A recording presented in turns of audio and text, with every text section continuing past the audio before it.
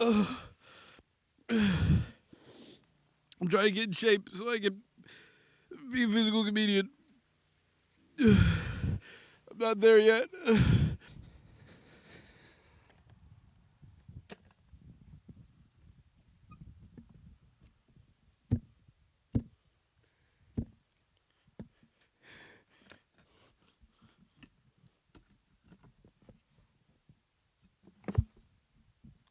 We're just going to stand, I think.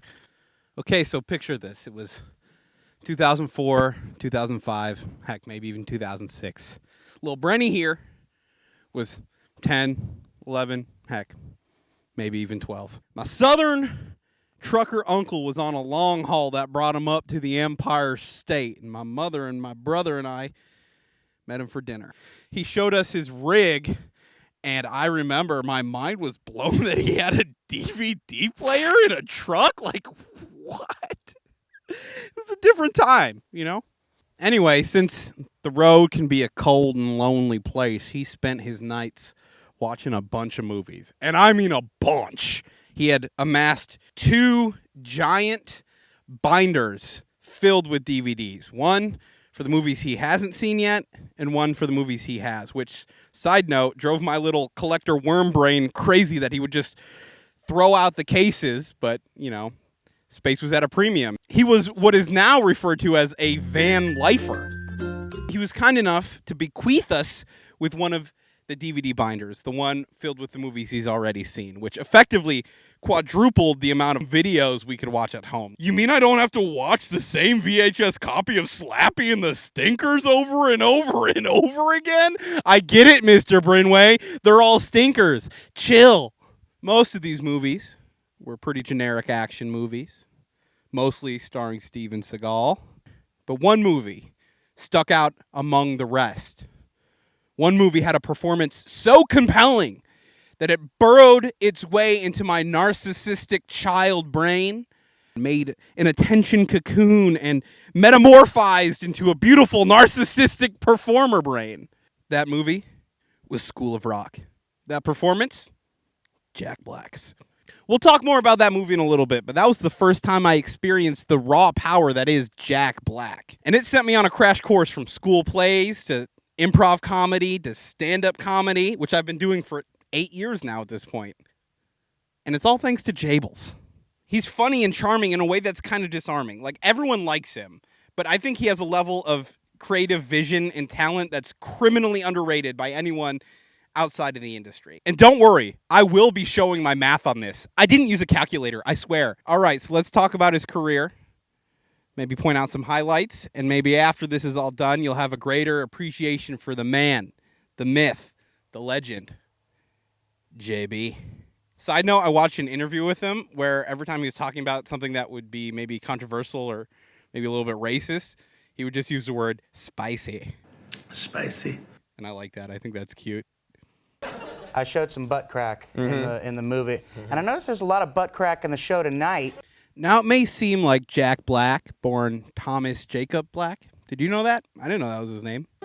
The more you know. But it may seem like he was a star from the beginning, but the truth is he was a working actor for years, playing bit roles on TV shows like Mr. Show, X-Files, and some made-for-TV movies. I mean, he was in Waterworld. Spicy. Waterworld.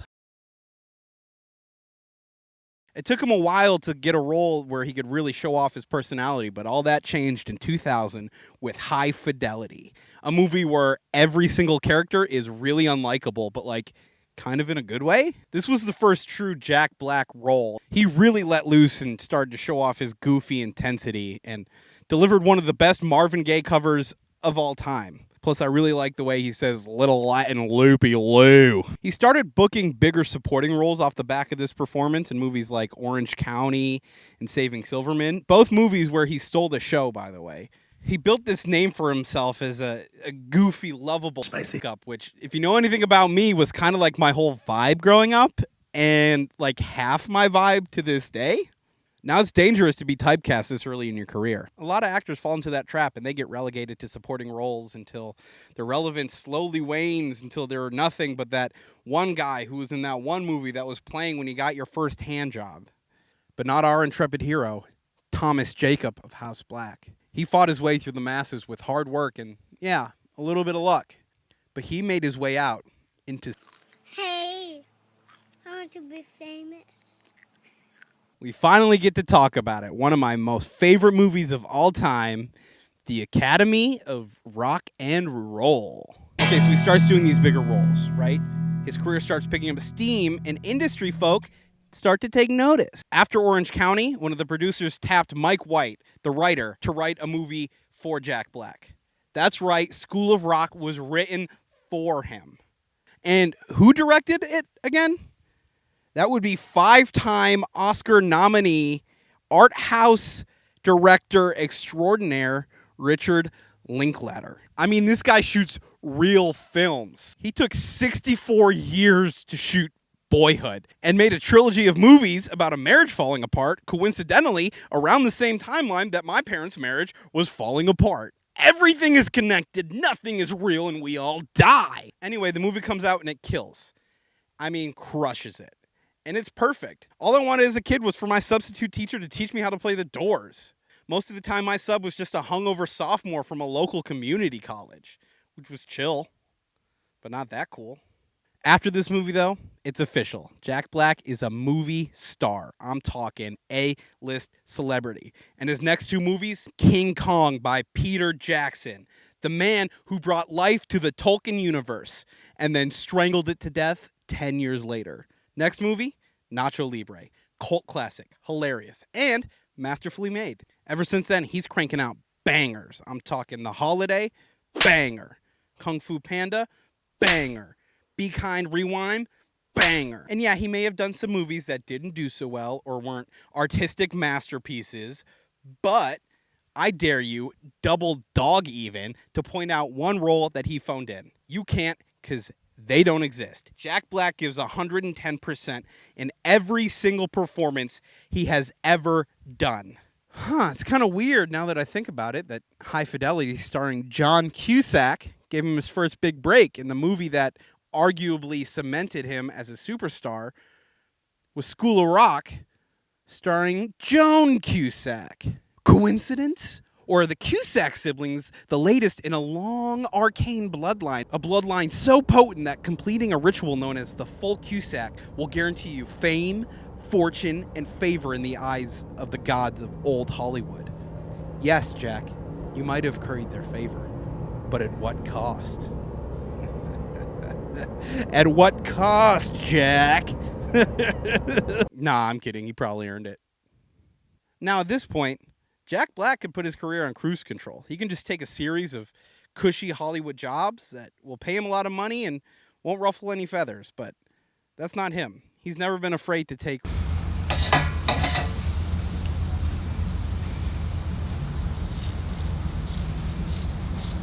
You guys ever hear of the movie Envy? I'm convinced that my family and I are the only people in the entire world to have seen it, but it's a good watch. But it was definitely not a surefire hit. And to this day, I still say, where does the poop go? We want to know. Tropic Thunder was not a guaranteed hit. In fact, far from it.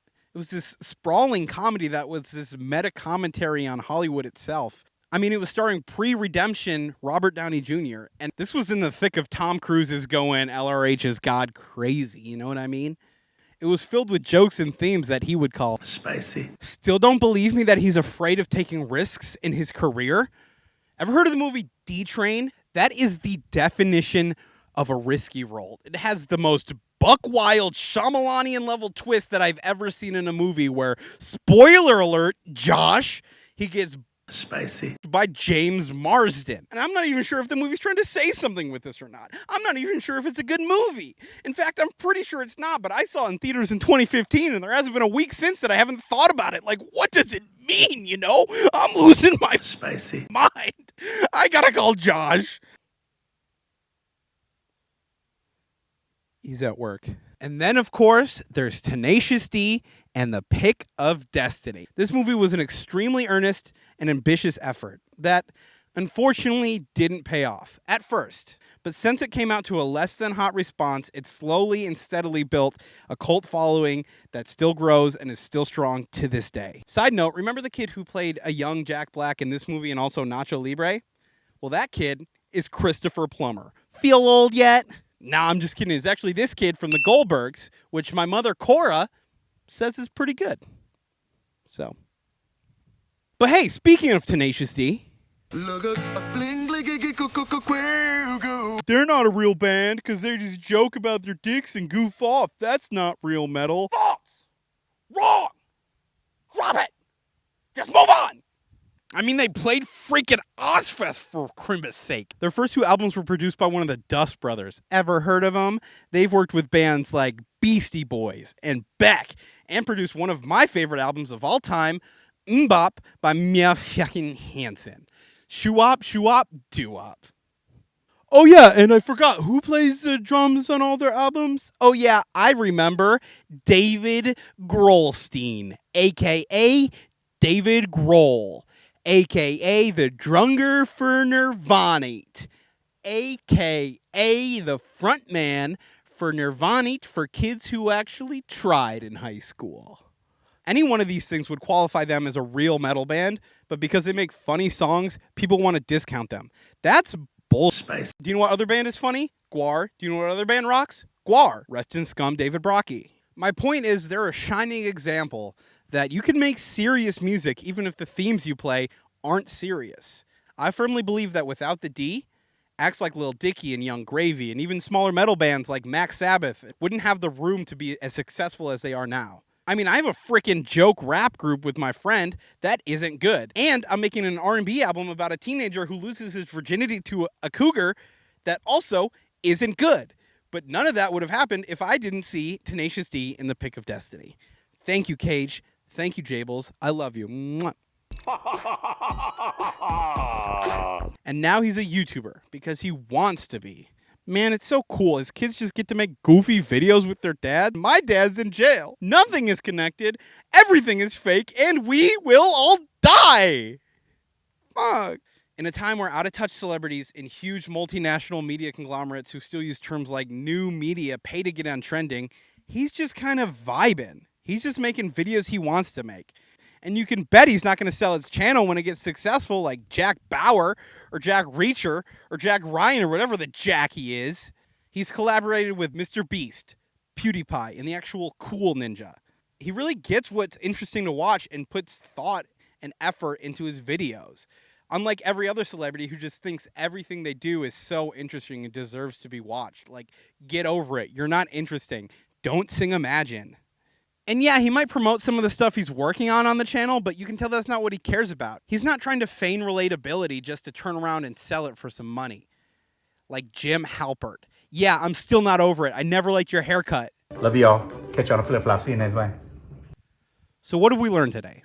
As an actor, he's gained admirations of some of the industry's best and brightest. As a musician, well, more of the same. And as a YouTuber, I think you get it.